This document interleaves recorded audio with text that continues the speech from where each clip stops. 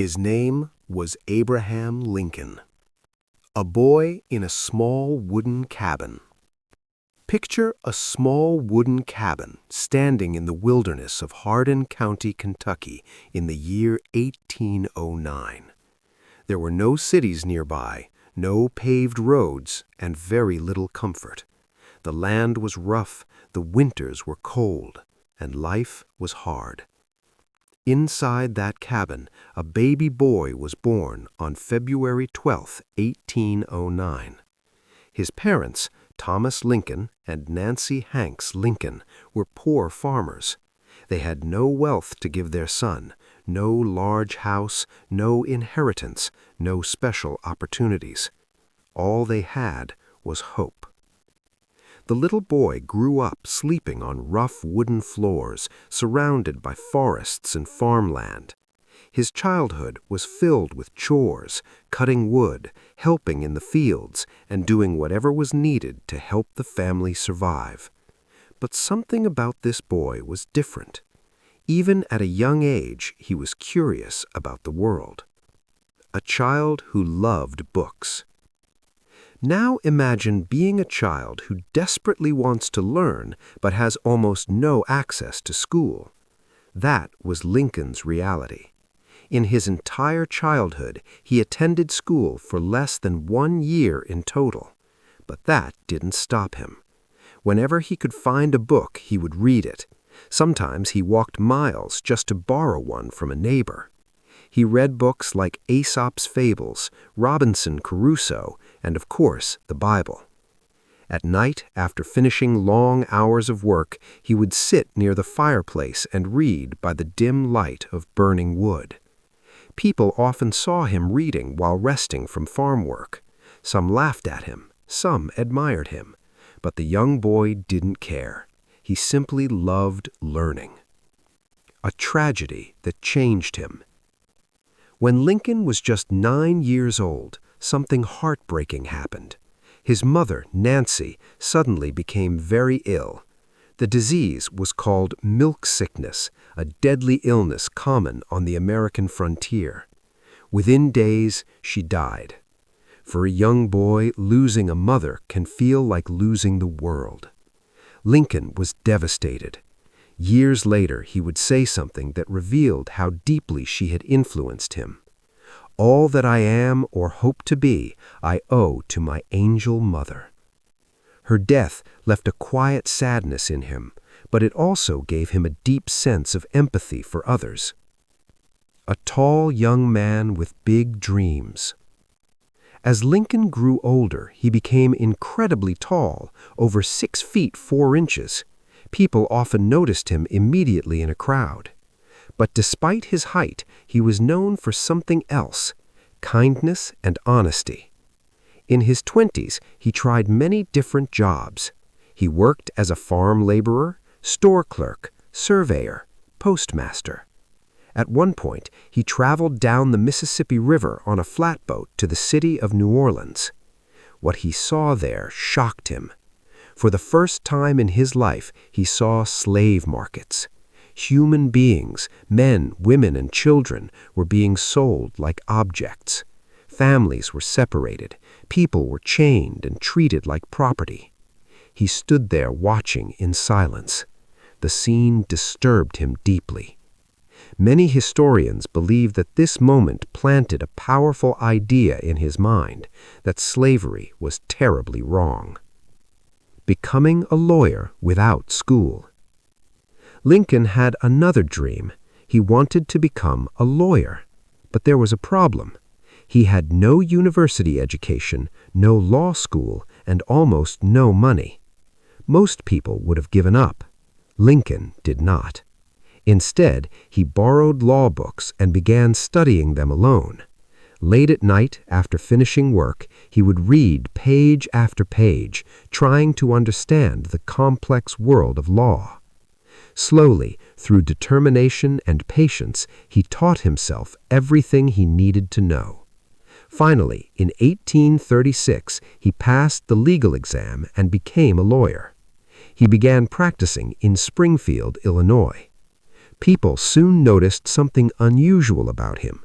He never cheated clients. He never lied in court.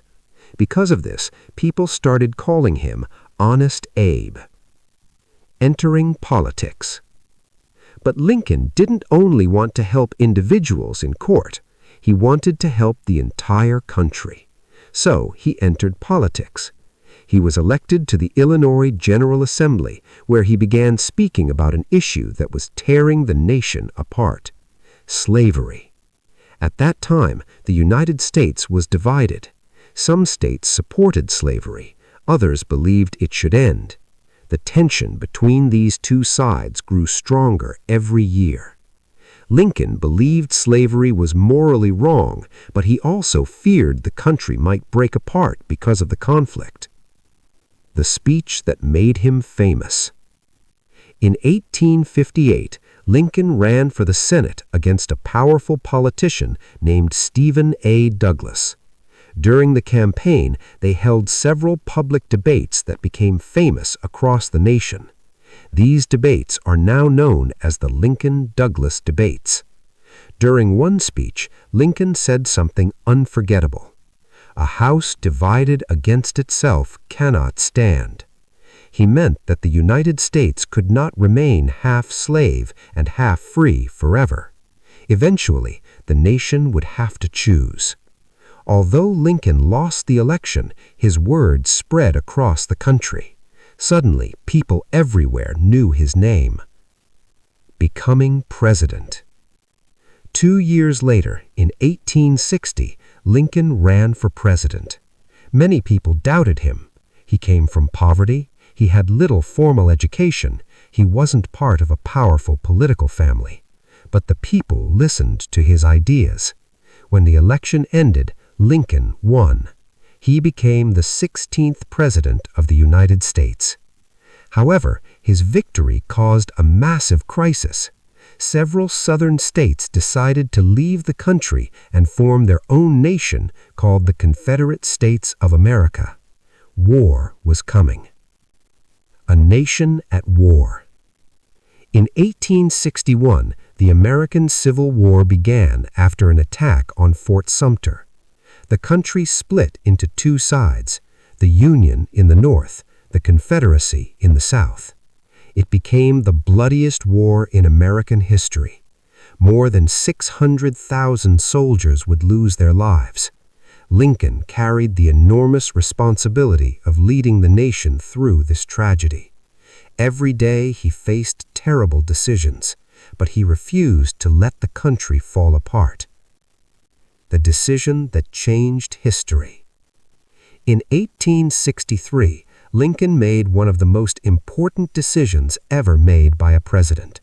He issued the Emancipation Proclamation. This declaration announced that enslaved people in Confederate territories were free. The war was no longer only about preserving the nation. Now it was also about ending slavery. Words that echo through history. Later that same year, after the brutal Battle of Gettysburg, Lincoln gave a speech that lasted only 2 minutes. Today, we call it the Gettysburg Address. In that short speech, he said words that people still remember today. "Government of the people, by the people, for the people, shall not perish from the earth." Those words became one of the most powerful statements of democracy ever spoken. A tragic ending. By 1865, the war was finally ending. Slavery was about to be permanently abolished through the 13th Amendment. But just days after victory, tragedy struck. On April 14, 1865, Lincoln attended a play at Ford's Theater in Washington, D.C. During the performance, an actor named John Wilkes Booth entered the president's box and shot him. The next morning, Abraham Lincoln died. The entire nation mourned.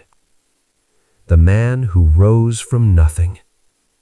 Today, visitors from around the world come to see the statue of Lincoln inside the Lincoln Memorial. They remember a man who began life in a tiny wooden cabin, a man who educated himself, a man who refused to give up even when the world doubted him, and, most importantly, a man who believed that all people deserved freedom.